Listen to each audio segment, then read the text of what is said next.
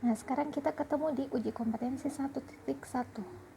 Tentukan nilai mutlak untuk setiap bentuk berikut ini. Nah, di sini ada 8 poin, kita harus cari nilai mutlak dari soal-soal tersebut. Kita mulai dari nomor 1, bagian A. Ada nilai mutlak min 8n, di mana n ini bilangan asli. Ingat, kalau bilangan asli itu dia selalu mulai dari bilangan asli.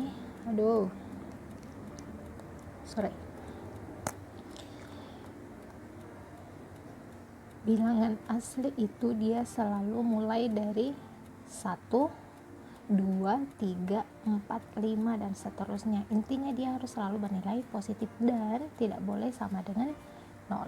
Jadi 0 itu bukan termasuk bilangan asli. Bilangan asli itu cuman mulai dari 1. Nah, untuk yang bagian A, nilai mutlak min 8n ini nilainya berapa? Nah, di sini kan ada minus. Kalau mutlak itu kita ketahui bahwa dia harus selalu bernilai positif. Jadi hasilnya adalah 8n. N di sini kan bilangan asli. Misalnya kita pilih 2. Min 8 kali 2 kan hasilnya minus 16. Jadi kalau minus 16 itu kita mutlakkan, dia akan menghasilkan 6 positif 16 atau 8n. Paham ya? Kalau bagian B, 2 akar 3 dikurang 3. Nah, kita cari dulu 2 akar 3 itu nilainya berapa. Tadi saya coba kalkulator, kan ini memang harus pakai kalkulator ya. 2 akar 3 itu nilainya 3,46, kurang lebih 3,46. Di sini masih mutlak dikurang dengan 3, ini hasilnya masih positif. Ini kan hasilnya 0,46. 0,46 kan positif ya, berarti hasilnya adalah 0,46. Nah, untuk yang bagian C,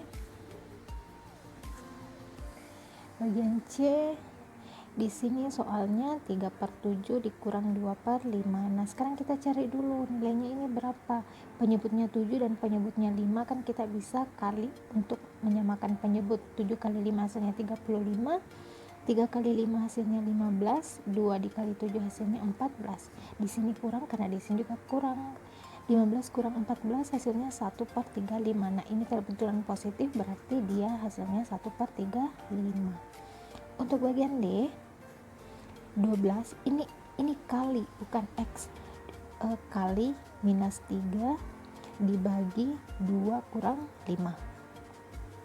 2 kali minus 3 itu hasilnya minus 36 dibagi minus 3. 2 kurang 5 hasilnya minus 3. Min 3, 6 bagi minus 3, minus bagi minus kan positif. Positif 12. 12 nilai mutlak 12 kan sama dengan 12. Nah, sekarang E, 2 pangkat 5 dikurang 3 pangkat 3. 2 pangkat 5 berapa? 2 kali 2 kali 2 kali 2 kali 2. Dia berulang sebanyak 5 kali.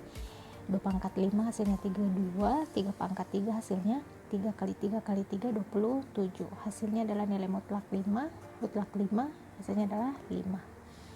F, 12 pangkat 1/2 dikurang 24 pangkat 3/2. Nah, ini harus diubah dalam bentuk akar sih sebenarnya. 12/2 kan sama saja dengan akar 12. Di sini 1, di sini akar pangkat 2, 1/2. Sedangkan 24 pangkat 3/2. Ini akar pangkat 2, ini seharusnya 2-nya tidak ditulis, tapi jaga-jaga siapa tahu ada dari kalian yang tidak tahu bagaimana cara konversi bentuk pangkat pecahan dalam bentuk akar. Dia harus prosedurnya seperti ini. Nah, sekarang akar ini akar 12 ya, dikurang. Nah, kalau bentuknya seperti ini 24 pangkat 3/2, ini bisa dikurang menjadi 24 pangkat 1 dikali 24 pangkat 1/2. 1 tambah 1/2 kan hasilnya 3/2. Ini sifat eksponen. Kalau ada bentuk A pangkat M kali A pangkat N, ini bisa diubah menjadi A pangkat M tambah N. Begitu juga dengan yang ini, 24 pangkat 1 ditambah 24 pangkat 1/2, di mana 1 dan 1/2 ini merupakan hasil dari 3/2. Oke, jadi bagaimana ini? Oh, ini 24 dikali ini pangkat 1/2 berarti dia dikonversi dalam bentuk akar seperti ini. Atau kalau kalian mau mudah silakan pakai kalkulator kalau mau, tapi kalau kalian ulangan kan tidak bisa pakai kalkulator ya, kecuali kalau masih pandemi kalian masih belajar di rumah ya bisa. Ini akar 12, oh ini akar 12 sedikit, cuman 3, sekian 3, sekian 3, sekian, sedangkan 24 akar 24 ini nilainya banyak, 24, sekian, bukan cuma 24, bisa jadi dia sampai 50, sekian dan seterusnya. I don't know, 24, sekian ya, kita tulis seperti ini. Nah kalau 3, sekian dikurang dengan 24, sekian hasilnya kan pasti minus. Nah ini bisa diubah menjadi 24 akar 24 dikurang akar 12. Nah ini hasilnya pasti positif, jadi kita bisa tulis hasil akhirnya 24 akar 24 dikurang akar 12. Kalau kalian mau tulis hasilnya dengan menggunakan kalkulator silahkan. Nah sekarang bagian G, saya ganti kertas.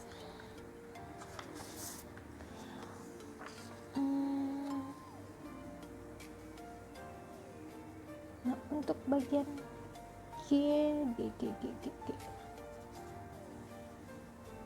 Nah untuk yang bagian G ini soalnya 3n pangkat 2n kurang 1, dimana n ini bilangan asli, n nya itu bilangan asli, jadi n nya itu cuma bisa 1, 2, 3, 4 dan seterusnya.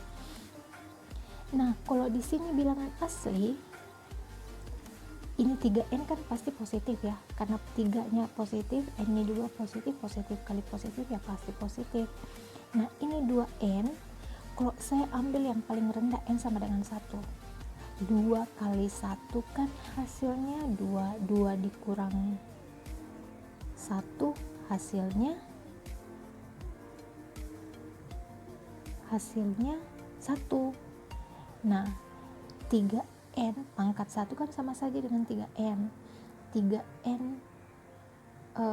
kali 1, 3n pangkat 1, 3 kali 1 hasilnya adalah 3, jadi nilai terendahnya itu pasti 3. Atau kalau tulisan rapinya seperti ini, jika n sama dengan 1, 3 kali 1 2 pangkat 2 kali 1 kurang 1.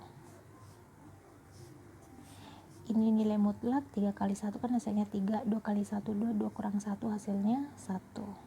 Ini hasilnya 3. Jika n sama dengan 2, 3 kali 2 pangkat 2 kali 2 kurang 1 sama dengan 3 pangkat 2 kan hasilnya 6, 2 kali 2 4, 4 dikurang 1 3, 6 pangkat 3 hasilnya 216, mutlak 216 kan hasilnya tetap 216, artinya ini kan tidak ada perubahan, kita tetap mengikut dengan rumus yang di awal tadi. Jadi hasilnya ini kita bisa tulis 3n pangkat 2n kurang 1 itu sama saja dengan 3n pangkat 2n kurang 1. Oke. Nah, terakhir yang bagian H. Bagian H 2n dikurang 1 per n tambah 1.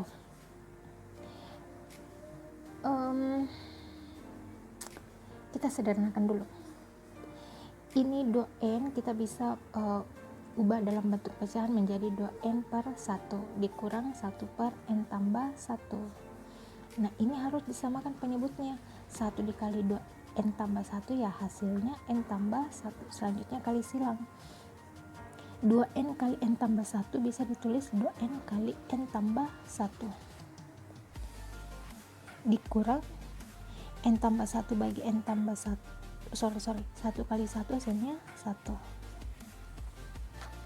sama dengan nilai mutlak 2n kali n kan hasilnya 2n kuadrat, 2n kali positif 1 hasilnya 2n, kurang 1 per n tambah 1. Nah, kalau kita mau buktikan apakah harus ada pola yang diubah, apakah harus 2n lebih duluan di sini, harus ke 2n tambah 2n kuadrat dikurang 1 per n tambah 1, atau kita tetap ikut sama aturan ini.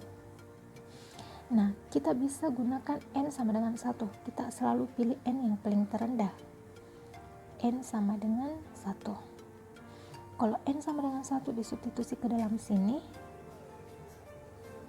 2 kali 1 kuadrat ditambah 2 kali 1 kurang 1 per 1 tambah 1. Ini positif atau negatif?